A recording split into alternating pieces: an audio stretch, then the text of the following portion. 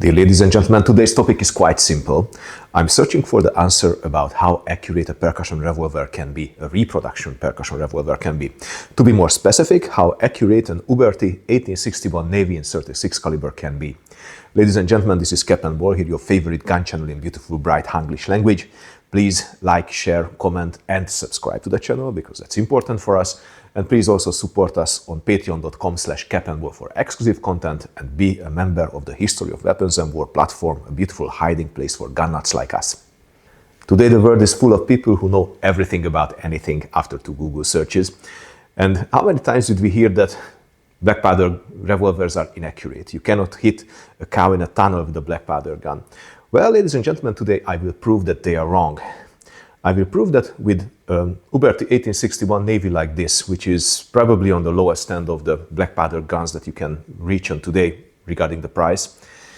With a percussion revolver like this, you can shoot actually scores that will win you a world champion title on international matches, because the limit is not in the gun, even if it's an open top revolver. And just to cut the discussion short, I will tell you now what charge do you need for an Uberti 1861 Navy Repro to achieve maximum accuracy. It is 8.5 grains of 4F Swiss powder, 18 to 20 grains of semolina as filler, a 375 lead round ball, and good quality revolver lube. Now, the lube I'm using is Chariot's lube, which is a Hungarian-made lube. It is responsible for many international medals. I trust it very much. It's a very good quality lube, so I suggest you to try it if you can access it. So that's it, ladies and gentlemen. We could just quit now and say farewell because you have the most important information. But this video is about much more than this. But before we go on, and I can show you what will affect the accuracy of your charge, let's shoot 6 rounds with this charge that I just mentioned. Let's check it. To understand the accuracy of a pistol, well, we have to take into consideration 3 important factors. The first one is the gun. You must have a good quality gun, otherwise it won't be accurate. How simple that is. You have to have a good charge, because if you have the best gun on earth and you still cannot develop a charge for that, then you are doomed. It will still not shoot straight. And the third factor is the human factor. It's an error factor, which means that all the percussion revolvers that are accessible on the market, you can be sure that they are more accurate than your hand is, which means that for an objective view on the accuracy, we have to eliminate the human error. How we are going to eliminate the human error, so you don't see how lame revolver shooter I am, I'm going to use a rest. This is a Ransom Rest that will hold the pistol firmly. We can point it into the same direction from shot by shot, and it even moves, which means that it will absorb the recoil. So, ladies and gentlemen, this will be interesting because we can arrive to the mechanical accuracy of the percussion revolver. Now, let's shoot that 6 shots now. 8.5 grains of powder, 4F Swiss powder, 18 grains of cornwet, 375 round ball, and the Chariot revolver lube. And we have now the Labrador.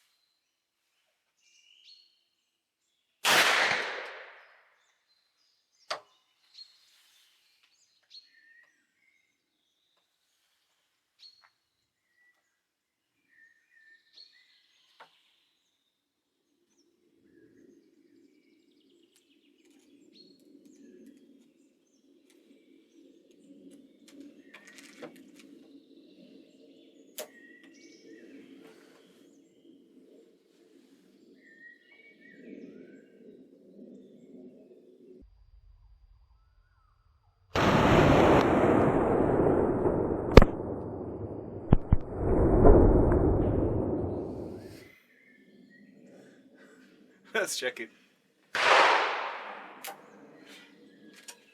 Now, what do you say? I say that was not just interesting, but astonishing. That pistol actually shoots one rugged hole, which means that it is much less than the group of the 10 ring, which you have to achieve for winning scores. So, ladies and gentlemen, this pistol is absolutely accurate. I really have to say that it is capable of any kind of winning scores, regardless that it's an open-top design, which we do not really consider an accurate when compared to the solid frame designs like the Remington or Rogers & Spencer. It's an open-top Colt and still shoots very, very straight. This is a good pistol, ladies and gentlemen. Let's talk a bit about the technical elements. What makes a percussion revolver shoot straight? What makes it accurate? So first of all, you must have a good rifling. Uberti is quite good in making riflings. They use button-rifled bores in 36 caliber. And I really have to say that the twist rate is not really matters, because you just have to understand what kind of charge you have to develop for a slower twist and for a faster twist barrel. The percussion revolvers on the market are between 1/19" or 1 to 30" twist rates, which means that the rifling turns one complete turn in 19 inches or in 30-32 inches. 30-32 is usually considered slow in a pistol, but I really have to say that they can be shot accurately. But you have to understand that for a fast twist bore, you have to limit your charge. Otherwise, you will propel that bullet too fast, which will jump the rifling. Now, if you have a slower twist rate, add a bit more powder. You can have a bit more muzzle velocity, which will stabilize that ball still well. So the twist rate, all in all, does not matter for accuracy. What does matter is you understanding what kind of charge you have to use for that specific twist rate. The basic details about your newly purchased percussion revolvers can be found on the manufacturer's website, but to develop precise loads, it is advisable to make your measurements. To determine the exact ball size, therefore I slugged the bore of the Uberti 1861 Navy with driving an oversized lead ball through the clean bore. The largest diameter I could measure on the ball was 0.374 inches, so this is the groove-to-groove diameter of the bore. Then I hammered a similar, oversized lead round ball into the chamber mouth and drove it out from the back. The result was 0.3735 for the chambers, meaning we have nearly a complete fill here, as the chambers sized the 375 bullet to the nearly exact groove-to-groove diameter of the bore. I also measured the rifling twist, as on some websites the Uberti 36 and 44 revolver twist rates are mentioned as one turn in 30 inches. This is probably true for the Piettas, but Uberti twist rates are much faster than this. The rifling twist can be measured using a very tight-fitting patch and jack combo on a cleaning rod. Mark the position with a tape, push it through the bore, and measure the distance the tape needs for a quarter turn. Multiply this by 4 and you arrive to the distance where the rifling does one complete turn. The rifling twist I measured in case of the Uberti 1861 Navy is one turn in 19 inches. So we have a good rifling, that's okay. Second, we must have a good quality forcing cone. The forcing cone is the starting point of the barrel. Just when the bullet exits the mouth of the chambers, it will enter the forcing cone. The forcing cone will guide it into the rifling. This is very, very important to have a symmetric and smooth forcing cone, otherwise your bullet will deform too much and you lose accuracy. We must also have a good quality cylinder. Now, what makes a cylinder good? First of all, the chambers will align with the bore perfectly, so there must not be a half moon on the sides, because if you have it, then your pistol won't shoot straight. Second, the gap between the barrel breech and the chamber mouth must always be the same, because if it is differing, it means that you are going to lose some gas pressure here in between the breech and the face of the cylinder, which happens always, but the amount of gas exiting here must always be the same. Otherwise, you will have different gas pressure in the bore and different point of impact because the velocity will differ as well. Third, the diameter of the individual chambers, they must be the same also. If there are differences between the chamber diameters, then you're doomed because the pressure in one chamber will be different from the other and the result is the same. The point of impact will change. And fourth, very, very important, that the chamber diameter must be in harmony with the groove-to-groove diameter of the bore. Why is this important? It is important because when you're placing the oversized lead round ball on the chamber mouth and you ram it down with the loading lever, then actually the chambers are sizing the ball. Now, If that chamber sizes the ball to a smaller diameter than your land-to-land diameter, it means that your rifling will not be able to properly grab that bullet, so the rifling does not have any kind of real purpose in that barrel anymore. So you have to have a larger diameter than this. The best thing is to size the balls, if the chambers are sizing the ball, to the exact groove-to-groove diameter of the bore. In this case, you have a perfect seal. You can be sure that the rifling will grab that bullet and will spin it. So that's the best solution, but don't worry if there is 1, 2, 3 thousandths of an inch difference between them, so it is not a complete fill, but it still have to be bigger than the land-to-land diameter of the bore, and that's important, ladies and gentlemen. The closer you are to the groove-to-groove diameter, the better the situation is. So when I said that we need a 375 round ball, I said it because I slugged the clean bore, which means that I pushed an oversized bullet through the barrel and measured it. The largest diameter is the groove-to-groove diameter. In case of my Uberti revolver, this is 375, which means that this is the round ball that I'm going to purchase. This is the round ball size that I'm going to use for this revolver. And the chambers are sizing that bullet very close to that diameter, which is very good, because that's a significant problem if it does not do that. Now, I also slug, by the way, the chambers in that case. So I just unscrew the nipple, I hammer the oversized lead round ball into the chamber mouth. Of course, I do it on a wooden plate, so I don't harm the metal parts.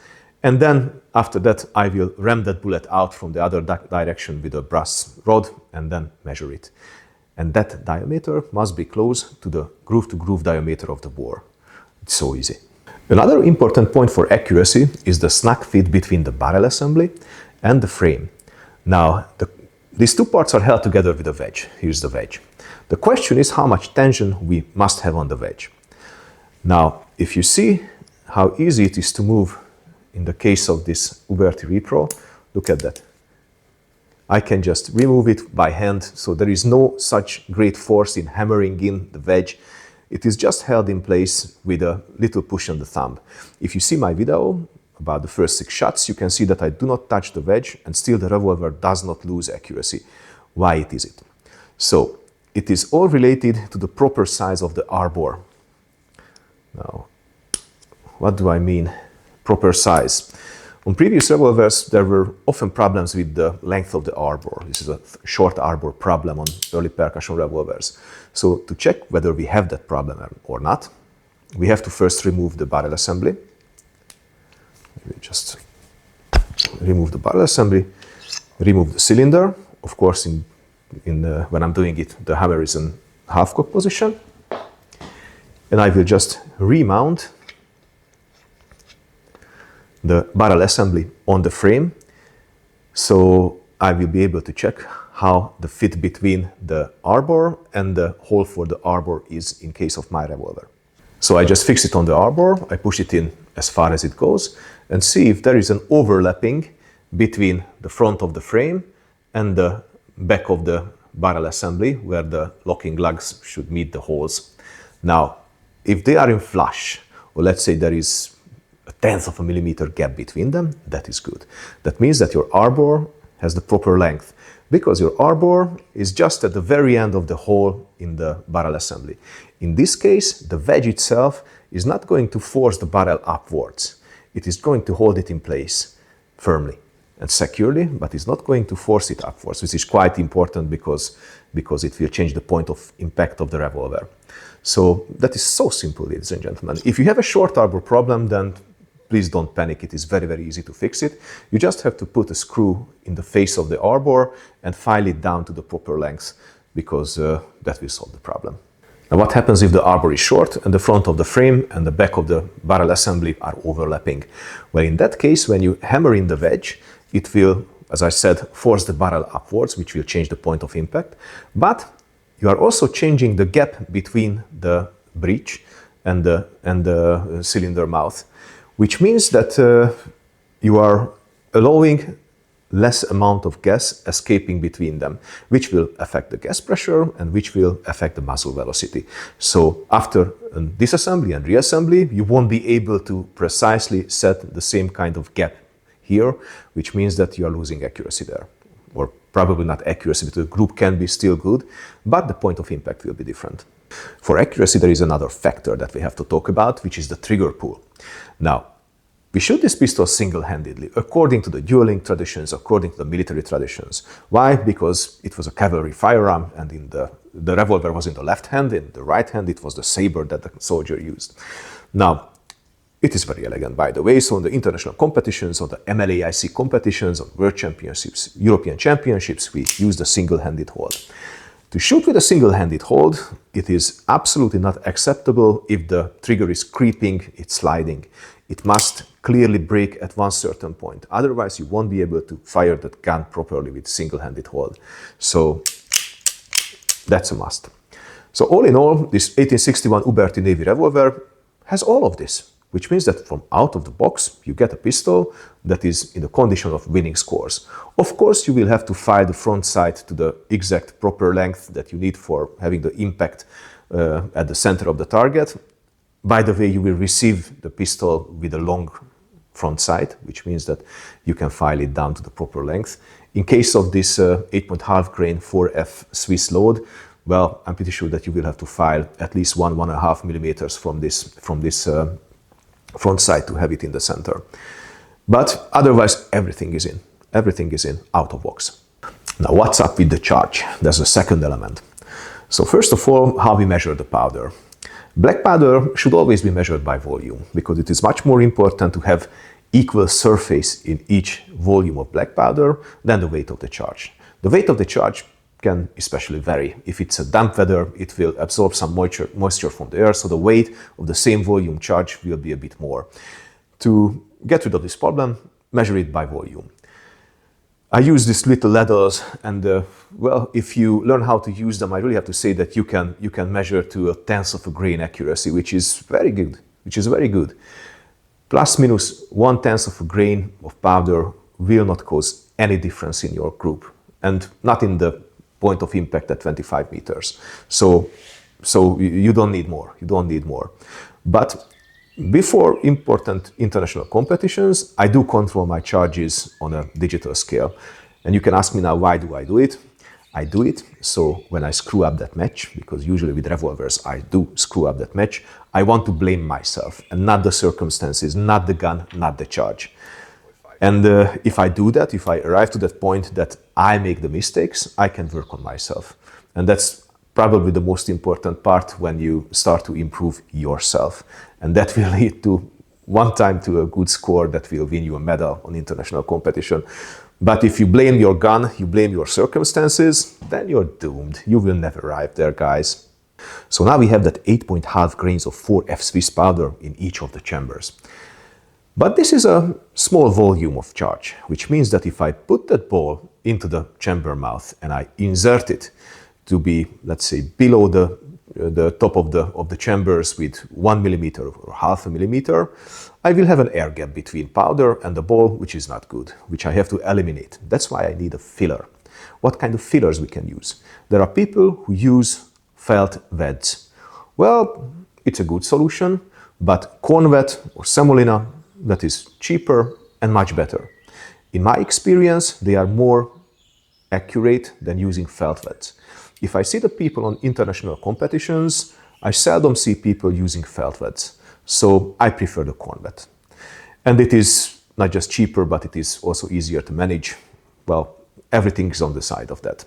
Now let's not forget that the semolina as a filler has a weight, which will contribute to the gas pressure.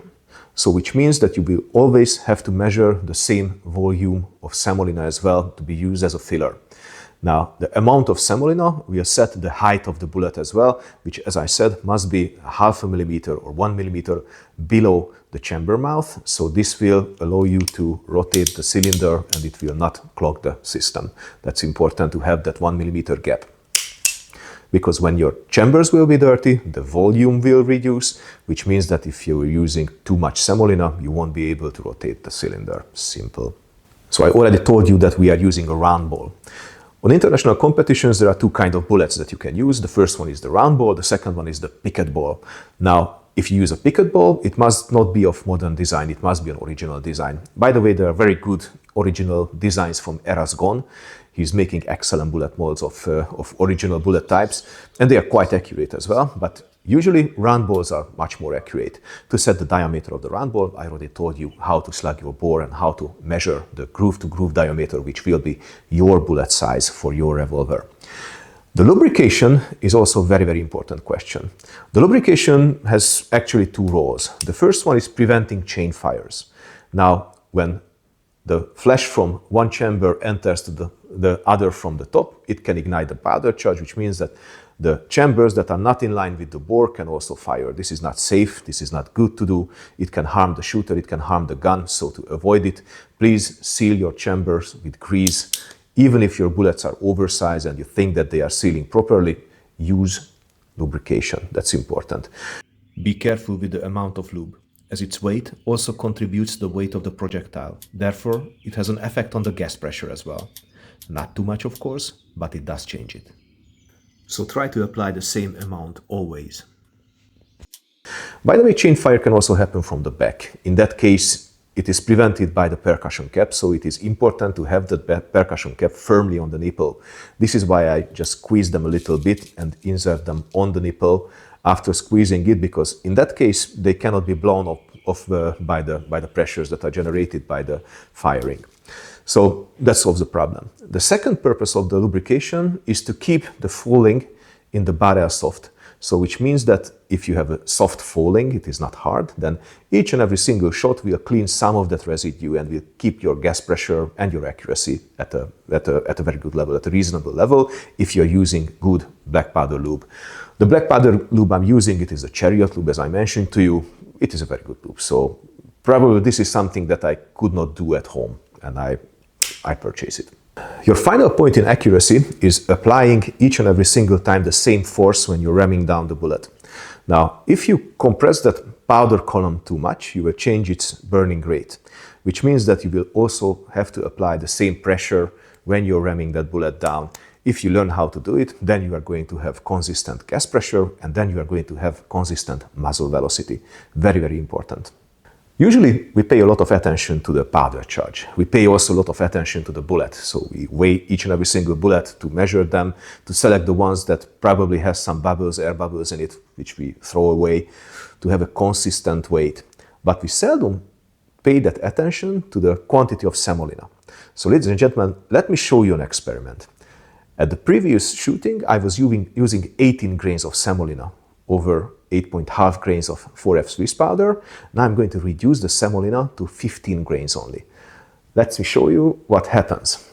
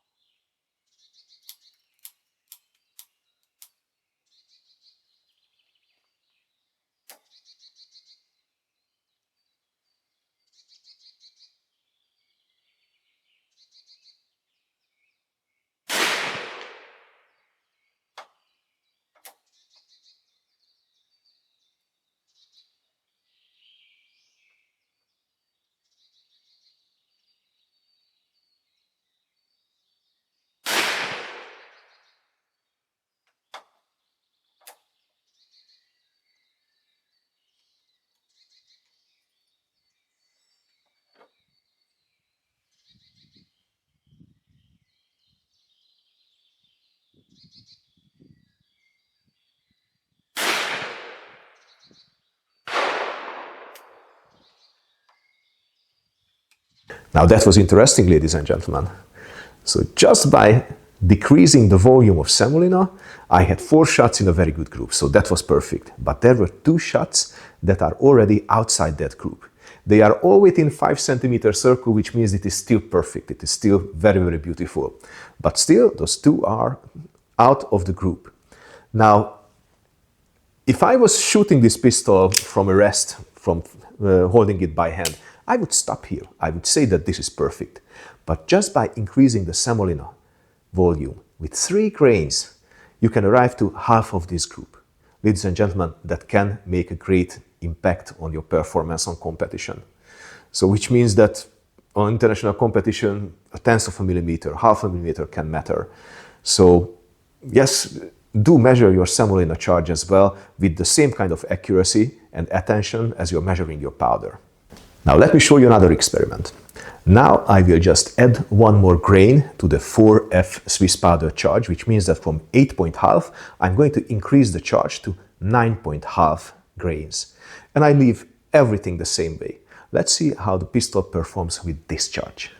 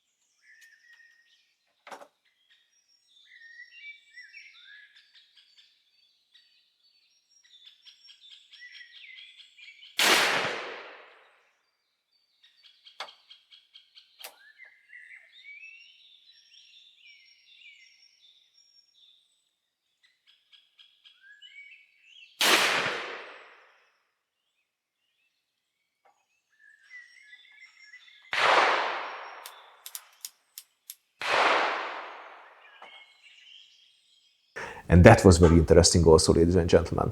Just by adding 1 single grain of powder charge, the group opened up to 15 centimeters. Why this is happening, you can ask me. Well, I think that the answer is simple here. The velocity of the bullet in the bore was so fast that it jumped the rifling. And this is why the group opened up. It is not the problem of fooling, I have to emphasize, because I have been shooting that revolver with the same results for at least 30 shots without any kind of increment in the group. So it is not a fouling problem, it is a charge problem. This is very, very interesting. And so if you think that the charge does not matter, then this is 9.5 grains of 4F Swiss powder and 15 grains of semolina.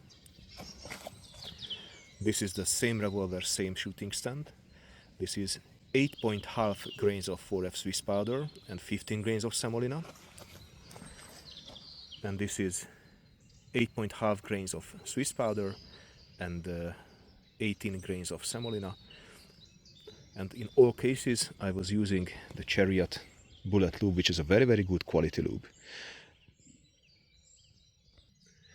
And in each cases the revolver was the Uberti 1861 Navy, out of box, unmodified, and shot from the rest. I really hope that you enjoyed this little experiment, and I'm pretty sure that it will help you improve in your performance with your percussion revolver. And I know what triggers your mind. What's up with the Piettas? Can they do the same? Or what happens if I change the brand of powder or the granulation of the powder? Well, I can promise you that we are going to find it out with the same method.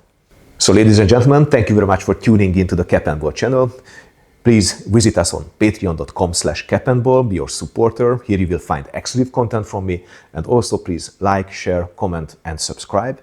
and also visit us on the History of Weapons and War platform, which is an excellent hiding place for gun nuts like us. So ladies and gentlemen, until next time, stay cool and keep your powder dry.